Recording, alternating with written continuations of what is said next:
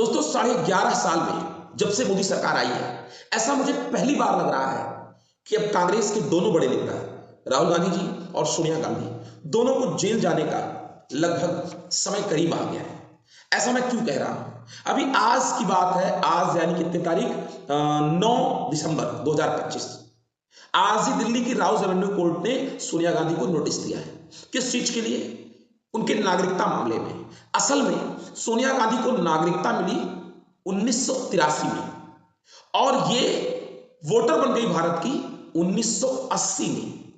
अब सोचिए कि भारत का जो नागरिक नहीं है, जो 83 में नागरिक बना, वो 80 में भारत का वोटर बन गया। इसीलिए ना एसआईआर की जरूरत है। पोल तो खुलनी चाहिए। अब ये तो ओपन एंड शट केस है, हो सकता है इस पर कोर्ट इनको माफ कर दे, बहुत पुरानी बात हो गई, लेकिन हाँ, केस तो इस पर होगा और राउज एवेन्यू कोर्ट ने इनको नोटिस दे दिया है।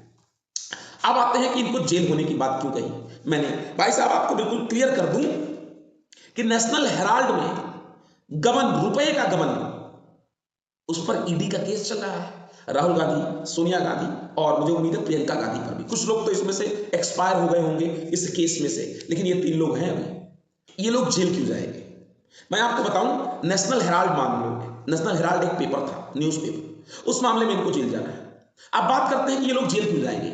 नेशनल हेराल्ड मामले में, नेशनल हेराल्ड में रुपए का बहुत लेन देन हुआ और सब वित्तीय नियमों को दरकिनार करके हुआ। ईडी ने इस पर केस दर्ज किया। अब ईडी ने इस पर केस दर्ज हुआ, लेकिन बहुत देर से कार्रवाई नहीं हुई थी। तो मुझे भी लग रहा था, देश को भी लग रहा था कि सरकार पीछे हट रही है कार्रवाई करने से। लेकिन अब मुझे लग रहा है कि सरकार ने लिटमस टेस्ट कर लिया है। कई बार ईडी इन लोग को बुलाकर पूछताछ कर चुकी है। अब सरकार ने लिटमस टेस्ट कर लिया है कि इन लोग को गिरफ्तार करने पर देश में कोई बवाल नहीं होगा, ऐसा मुझे लगता है। लेकिन सरकार इतने दिन तक क्यों चुप थी, आपको बताता हूं इसके पीछे का रीजन। सुप्रीम कोर्ट में हालिया में एक आदेश है कि अगर ईडी कोई केस दर्ज करे, ईडी के पास कोई मामला हो जिसमें रुपए का गबन हुआ हो, तो ईडी उस केस से रिलेटेड एक अन्य केस पुलिस के पास भी दर्ज कराए। अब दिल्ली पुलिस ने भी एक एफआईआर कर लिया। तो सरकार क्यों नहीं अब तक कार्रवाई कर रही थी जब ईडी के पास इतने दिन से केस है? मैं बता रहा हूं इसके पीछे का रीजन एक भाजपाई नेता है, सुब्रमण्यम स्वामी।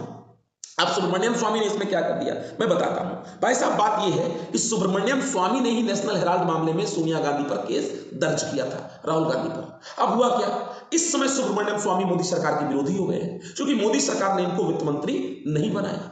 अब अगर सरकार कोई कार्रवाई इस पर करती तो सरकार को डर था कहीं ऐसा ना हो कि मोदी विरोध के चक्कर में सुब्रमण्यम स्वामी केस ही वापस ले लें। अब अगर सुब्रमण्यम स्वामी अपने ही द्वारा सोनिया गांधी पर दर्ज कराए गए केस को वापस ले लेंगे, तब तो मोदी सरकार निहत्था हो जाएगी, फिर तो कोई कार्रवाई नहीं होगी। तो सरकार अब इस डर से मुक्त है, क्योंकि अब ईडी ने केस दिल्ली पुलिस के पास भी दर्ज करा दिया।